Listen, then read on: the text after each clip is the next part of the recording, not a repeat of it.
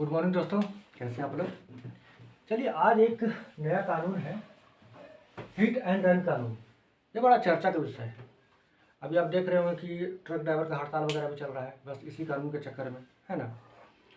तो ये आखिर है क्या और इतना बवाल क्यों हो रहा है, बात को हम लोग समझते हैं। देखिए, जब हम लोग सड़क पे चलते हैं तो आए दिन एक्सीडेंट होता रहता। आप देखते होंगे कि सड़क के किनारे कोई एक्सीडेंट किया हुआ है, गाड़ी पड़ा हुआ है ना। तो ये होता रहता है।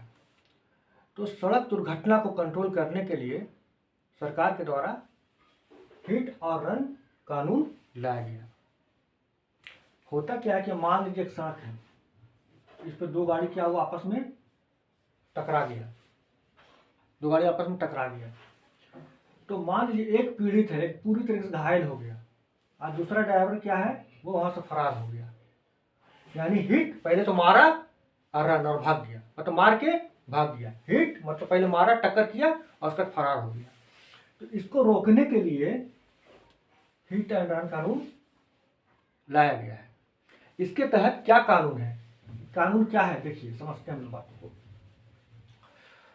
कानून में कहा गया है कि यदि सड़क दुर्घटना होता है और ड्राइवर एक्सीडेंट करके पीड़ित व्यक्ति को मरते हुए यूं ही छोड़कर यदि घटनास्थल से भाग जाता है तो उसे कम से कम 10 साल का सजा तो मिलेगा ही मिलेगा और 7 लाख जुर्माना। अगर मौका से वो भाग जाता है तो, यानी एक्सीडेंट हुआ और भाग गया तो क्या रहेगा, 10 वर्ष का सजा और 7 लाख जुर्माना। ठीक है, क्लियर। 10 वर्ष का सजा, 7 लाख जुर्माना। लेकिन अगर नहीं भागता है, एक्सीडेंट होने के बाद नहीं भागता है, पीड़ित व्यक्ति का मदद करता है, उसको हॉस्पिटल तक ले जाता है, पुलिस को जानकारी देता है, तो उसे नॉर्मल सजा जो पहले मिलता था वही होगा। 2 से 5 साल के बीच में उसको सजा मिलेगा। क्योंकि एक्सीडेंट तो एक्सीडेंट होता है, कोई जानबूझकर घर से नहीं निकलता कि आज हम रोड पर एक्सीडेंट करने जा रहे हैं। एक्सीडेंट हो सकता है।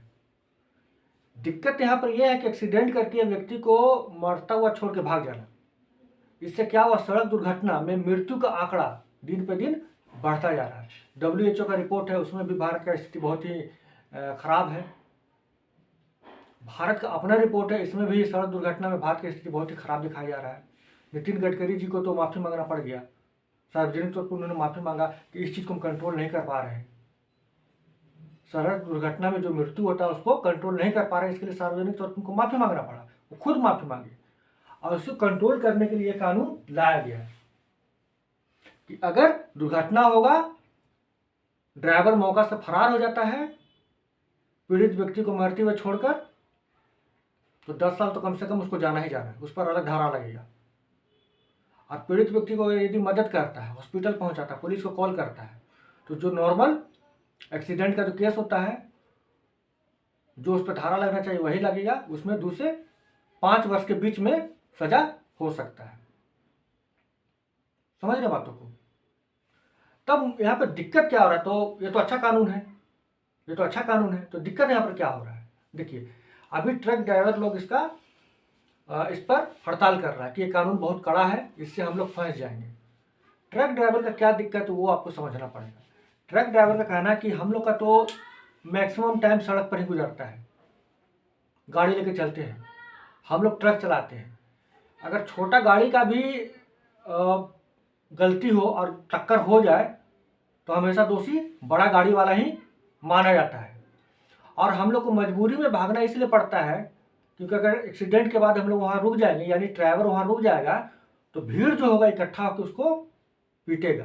कभी कभी आप देखते होंगे एक्सीडेंट हो गया तो ड्राइवर को पकड़ के सब मार रहा है, बुरी तरीके से मार रहा है और पूरा ट्रक को आग लगा दिया। ऐसा भी घटना होता है।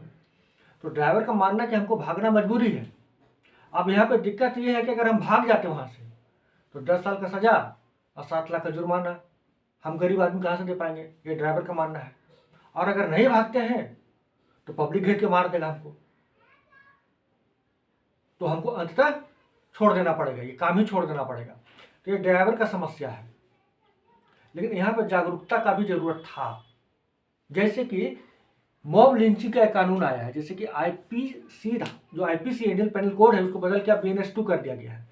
BNS 2 में एक नया कानून लाया गया है, मॉब लिंचिंग। देखिए, मॉब लिंचिंग, मॉब लिंचिंग के तहत क्या हुआ है, एकदम नया नया जोड़ा गया है BNS 2 में, है ना, भारतीय न्याय संहिता में। मॉब लिंचिंग के तहत यदि 5 या 5 से अधिक व्यक्ति किसी व्यक्ति को घेर कर मारता है या जान मार देता है, तो जितने भी व्यक्ति का पहचान हुआ, वो 5 या 5 से अधिक जो भी व्यक्ति होंगे, उसका पहचान करके उम्र कैद का सजा है, उम्र कैद का सजा। यानी ड्राइवर अगर भाग जाता तो 10 साल, और नहीं भागता है तो 2 से 5 साल। लेकिन जो मॉब लिंचिंग करने वाला जो भीड़ होता है, वो अगर पहचान में आ गया तो इन सबको उम्र कैद मिलेगा, यानी ड्राइवर से जब ज़्यादा सजा। तो इस स्थिति में कौन जाएगा ड्राइवर को मारने के लिए? अगर वो ड्राइवर को मारने के लिए जाएगा, उसका पहचान हो जाएगा, तो उसको तो उम्र कैद हो जाएगा।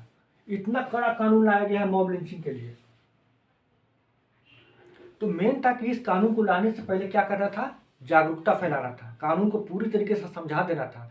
ड्राइवर को, जो ड्राइवर होते हैं, उनको अपना बातों को समझा देना था कि आपको भागने का जरूरत नहीं है। आप अगर डर से भाग रहे हैं तो मॉब लिंचिंग आपको सुरक्षा के लिए, ड्राइवर को सुरक्षा देने के लिए मॉब लिंचिंग जैसा कानून भी लाया जा रहा है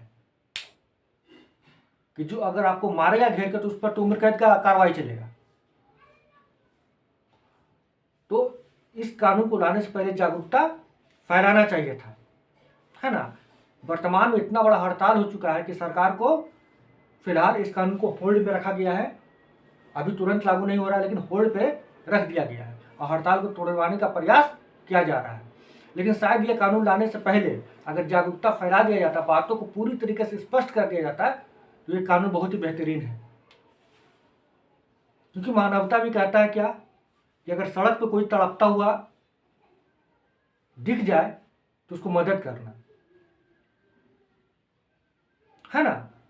कितना जान बचाया जा सकता है, सड़क पर दुर्घटना हो जाता है लेकिन वो भाग जाता है, ड्राइवर मार के सीधे भाग जाता है कि अपना पहचान छुपा लेंगे या किसी तरह से बच जाएंगे।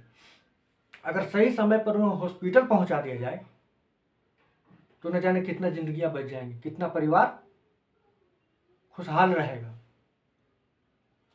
इसी को रोकने के लिए ये हिट एंड रन कानून लाया गया है कि ड्राइवर वहां से भागे नहीं, ड्राइवर वहां से भागे नहीं। कोई कार चालक हो, कोई ट्रक ड्राइवर हो, कोई मौका से भागे नहीं, बल्कि एक्सीडेंट हो गया, ठीक है, एक्सीडेंट हो गया है, कोई जानबूझ के नहीं किया एक्सीडेंट, लेकिन जो व्यक्ति मर रहा है उसको तो हॉस्पिटल पहुंचा दो, उसको तो डॉक्टर का शरण में ले जाओ।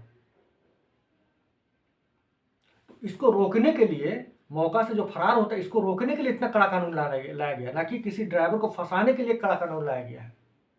और ड्राइवर को सुरक्षा के लिए मॉब लिंचिंग जैसा कानून भी लाया गया है। लेकिन बस यही है कि बातों को सही तरीका से रख देने का था, कानून लाने से पहले बातों को जागरूकता के माध्यम से समझा देने का था। क्योंकि हमेशा जोर जबरदस्ती से कानून को लागू नहीं किया जा सकता है, विद्रोह हो जाएगा। हो गया, इतना बेहतरीन कानून को अभी होल्ड में रखना पड़ गया। दूसरी बात है, सरकार को भी अपना और सुधार करने की जरूरत है। जैसे एक्सीडेंट इन्वेस्टिगेशन, जब एक्सीडेंट होता है तो उसका इन्वेस्टिगेशन बेहतरीन ढंग से होना चाहिए, सड़कें बेहतरीन होना चाहिए ताकि दुर्घटना कम से कम हो। तो सरकार को भी अपना स्तर पर भी काम करना पड़ेगा, केवल कानून बना देने से एक्सीडेंट नहीं कम होगा। अगर फॉग है तो फॉग को हटाने के लिए क्या किया जा सकता है। तो सरकार को जागरूकता भी फैलाना पड़ेगा। जैसे कि अभी सफाई अभियान वाला पर है ना, स्वच्छता अभियान, कितना बेहतरीन काम किया गया। स्वच्छता अभियान के लिए कितना जागरूकता फैला गया, उसका असर भी दिखाई दिया। इसी तरह इस कानून को लागू करने के साथ साथ जागरूकता भी फैलाना पड़ेगा, लोगों को विश्वास में लेना भी पड़ेगा तब जाके निश्चित रूप से ये कानून जो बहुत ही बेहतरीन कानून है, अपना जो लक्ष्य है एक्सीडेंट को कम करना, सड़क दुर्घटना को कम करना, जिंदगियों को बचाना, वो अपने लक्ष्य को प्राप्त कर लेगा। ठीक है दोस्तों, तो आज के लिए बस इतना ही। हम लोग फिर मिलेंगे एक नया वीडियो के साथ। नमस्कार।